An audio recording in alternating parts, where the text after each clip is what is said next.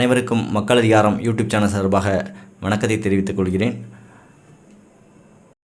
2 நாட்களுக்கு முன்னர் கேரளாவின் வயநாட்டில் ஏற்பட்ட நிலச்சரிவில் சிக்கி கிட்டத்தட்ட 300க்கும் மேற்பட்ட மக்கள் பலியாகியுள்ளார்கள். இதற்கான காரணத்தை நாம் அலசி ஆராய வேண்டியிருக்குங்க. நிலச்சரிவு பொதுவாக பார்த்திங்கன்னா மேற்கு தொடர்ச்சி மலை பகுதிகளில் நமக்கு தெரிஞ்சிருக்கோம். ஊட்டி, குன்னூர் இந்த மாதிரி பகுதிகளில் பார்த்திங்கன்னா நிலச்சரிவு அடிக்கடி ஏற்படும். ஆனால் இந்தளவுக்கு பெரிய உயிரிழப்புலாம் ஏற்பட்டதில்லை. ஆனால் நிலச்சரிவு ஏன் ஏற்படுது, இதற்கான காரணம் என்ன அப்படின்ட்டு நாம் பார்க்கணும்.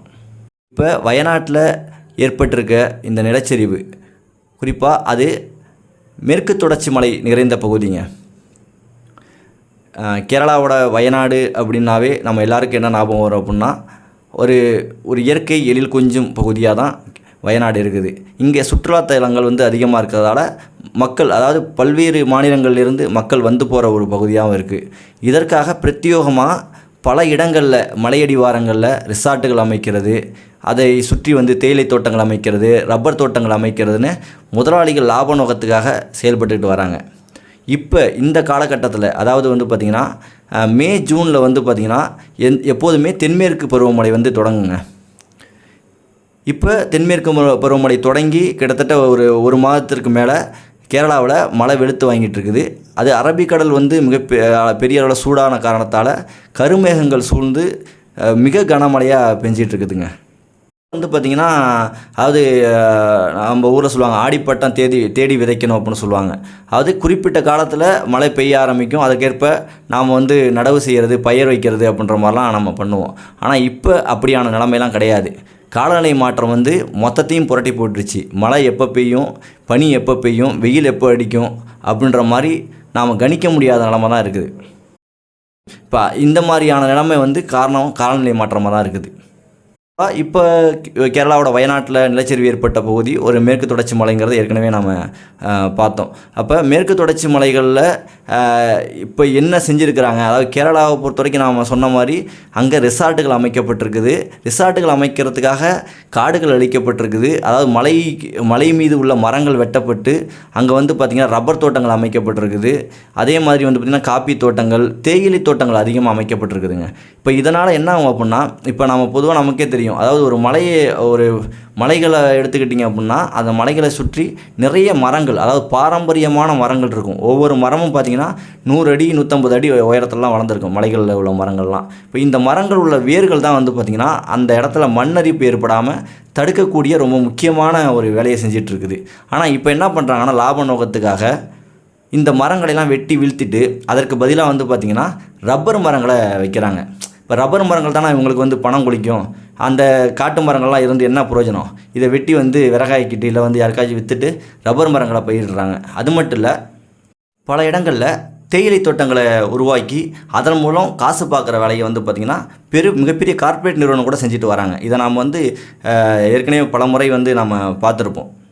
விட முக்கியமான விஷயம் என்னென்னா, இந்த மலையடி வாரங்களில், அதாவது சுற்றுலா பயணிகளை ஈர்க்கும் விதமாக பார்த்திங்கன்னா மலையடி வாரங்களில் இல்லை மரத்துக்கு மேலே இது மாதிரியான ரிசார்ட்டுகள் அமைக்கப்பட்டு இது ஒரு தொழிலாக அங்கே நடக்குதுங்க. இப்போ நம்மள மாதிரி உழைக்கும் மக்கள் இதை செய்ய முடியுமானா செய்ய முடியாது. பெரும் முதலாளிகள் தான் இதை செய்கிறாங்க. அதாவது மலைகளை நோண்டி எடுத்து அந்த இடத்துல ரிசார்ட்டுகள் அமைக்கிறது. அப்போ என்ன ஆகும், ஆட்டோமேட்டிக்காக பார்த்திங்கன்னா மலை அடிவாரங்கள் ஒரு தொலைதொலப்பான நிலைமைக்கு கொண்டு போயிடும்.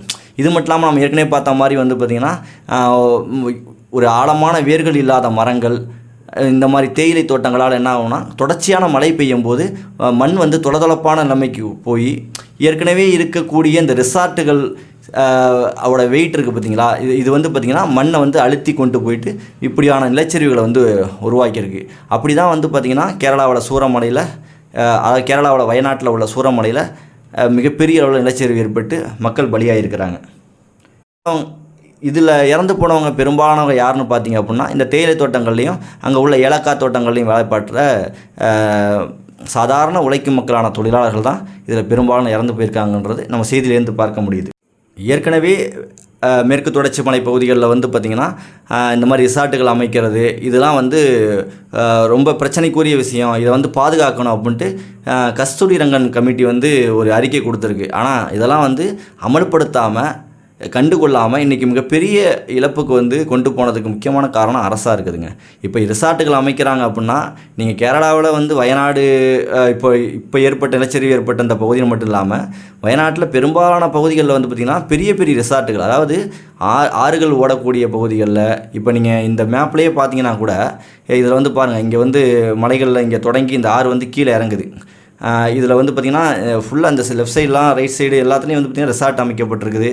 சுற்றி பார்த்திங்கன்னா தேயிலை தோட்டங்கள் அமைக்கப்பட்டிருக்குது. காடுகளை வந்து சமப்படுத்தி அதில் வந்து பார்த்திங்கன்னா தேயிலை தோட்டங்கள் அமைக்கிறதுக்கான வேலைகள் நடந்துக்கிட்டு இருக்குது. இதெல்லாம் அந்த மேப்பில் நீங்கள் பார்க்குறப்பே தெரியும். அது மட்டும் இல்லாமல் இங்கே அந்த அடிவாரத்திலலாம் பார்த்திங்க அப்படின்னா கிட்டத்தட்ட அந்த தேயிலை தோட்டங்களை வேலை பார்க்கக்கூடிய தொழிலாளர்களுக்காக பெரிய கூடாரங்கள்லாம் போடப்பட்டிருக்குது. ஆஸ்பெட்டாஸ் சீட்டில் போடப்பட்ட கூடாரங்கள்லாம் நிறைய இருக்குது. இதுதான் வந்து கிட்டத்தட்ட பெரிய அளவு முழுகியும் போயிருக்குது. அப்போ இந்த மேற்கு தொடர்ச்சி மலையை சமப்படுத்தி இதெல்லாம் வந்து செய்யக்கூடாதுன்னு ஏற்கனவே கஸ்தூரிரங்கம் கமிட்டி வந்து கொடுத்த அறிக்கையை ஏன் இவங்க வந்து நடைமுறைப்படுத்தலை? இது முதல் கேள்வியாக இருக்குதுங்க. அது மட்டும் இல்லாமல் கேரள அரசு ஒரு அதாவது சுற்றுலாத்துறை மூலம் வரக்கூடிய வருமானத்தை தான் பெரிதாக பார்க்குதே ஒழிய, இவ்வளோ மக்கள் இறந்து போயிருக்கிறாங்க, இதற்கு காரணமாக இருக்கிற ரிசார்ட்டுகளுக்கு என்ன கெடுபிடி விடிச்சிருக்கு, எப்படி கட்டணுன்ற ஒரு வரமுறையை வச்சிருக்கு அப்படின்னு பார்த்தீங்கன்னா எதுவும் இல்லை. பனாசுரா சாகர் டேம் அப்படின்னு ஒன்று இருக்குது. அங்கெல்லாம் பார்த்திங்கன்னா அந்த மிகப்பெரிய அந்த டேமுக்கு உள்ளேயே வந்து பார்த்திங்கன்னா ரெசார்ட்டுகள்லாம் அமைக்கப்பட்டிருக்குது. இதுக்கெல்லாம் எப்படி அனுமதி கொடுக்கப்பட்டது? அதுபோல் பார்த்திங்கன்னா அங்கே இருக்கக்கூடிய அருவிகள் ஒட்டிய பகுதிகளெலாம் வந்து பார்த்திங்கன்னா பெரிய பெரிய ரெசார்ட்டுகள் அமைக்கப்பட்டிருக்கு. இதுக்கெல்லாம் யார் அனுமதி கொடுத்தா? இயற்கையை அழித்து அவங்க வந்து பார்த்திங்கன்னா ஒரு சமப்படுத்தி இல்லை மலைகளை தோண்டி எடுத்து அங்கே ரிசார்ட் அமைச்சா எப்படி வந்து அந்த இயற்கை வந்து தன்னுடைய இதை சமநிலையாக வச்சுக்கும்? அப்போ பெரிய இழப்புகள் ஏற்பட தானே செய்யும். இப்போ இதனால் ஏற்படக்கூடிய இழப்புகள் வந்து ரிசார்ட் முதலாளிகளுக்கு பாதிப்பு ஏற்படுத்தும். நல்லா நீங்கள் பார்க்கலாம், இதில் இறந்து போனது எல்லாமே சாதாரண உழைக்கும் மக்கள் தான். அப்போ அங்கே வேலை செஞ்சவங்களும் அந்த பகுதியில் வாழ்ந்த மக்களும் இன்றைக்கி வந்து கிட்டத்தட்ட பல நூற்றுக்கணக்கான மக்கள் இறந்து போயிருக்கிறாங்க. அப்போ முதலாளிகளோட லாப வெறிக்காக மக்களை பலியிடுவதற்கு எப்படி கேரளா அரசு அனுமதிச்சுது அப்படின்றது தான் நம்ம கேள்வியாக இருக்குதுங்க. இன்னும் இந்த செய்தி ஒரு 4 நாள் இருக்குமா செய்திகளில், ஒரு பரபரப்பான செய்தியாக இருக்குமா, அப்போ 4 நாள் கழித்து மறைஞ்சு போயிடலாம். இப்போ இன்னொரு செய்தி வந்தால் அதை வந்து நம்ம விவாதிக்க போயிடுறோமா? அப்படி நம்ம போயிட முடியாதுங்கிறது தான் இப்போ நம்ம கண்ணு மூடி உள்ள ஒரு நிகழ்ச்சியாக இருக்குது. என்னென்னா இப்போ இது போன்ற பேரழிவுகள், அதாவது மேற்கு தொடர்ச்சி மலை நிறைந்த பகுதிகளான தமிழ்நாடு கேரளா போன்ற பகுதியில் மீண்டும் இது நடக்காதுன்னு என்ன உத்தரவாதம் இருக்குது? அப்போ இதை நம்ம தடுக்கணும் அப்படின்னா ஒரு கஸ்தூரிரங்கன் கொண்டு வந்த அந்த கமிட்டியோட அறிக்கையை நடைமுறைப்படுத்தணும். இன்னொரு பக்கம் வந்து பார்த்திங்கன்னா இந்த காலநிலை மாற்றத்தால் தான் வந்து பார்த்திங்கன்னா அதிக மழைப்பொழிவுகளும் இல்லை அதிகமான வறட்சிகளும் நிகழ்கின்றன. அப்போ இதை தடுக்கிறதுக்கு வந்து பார்த்திங்கன்னா முதலாளித்துவத்தை எதிர்த்து போராடாமல் நாம் இது தடுக்கிறது ரொம்ப சாதாரண விஷயமே கிடையாதுங்க.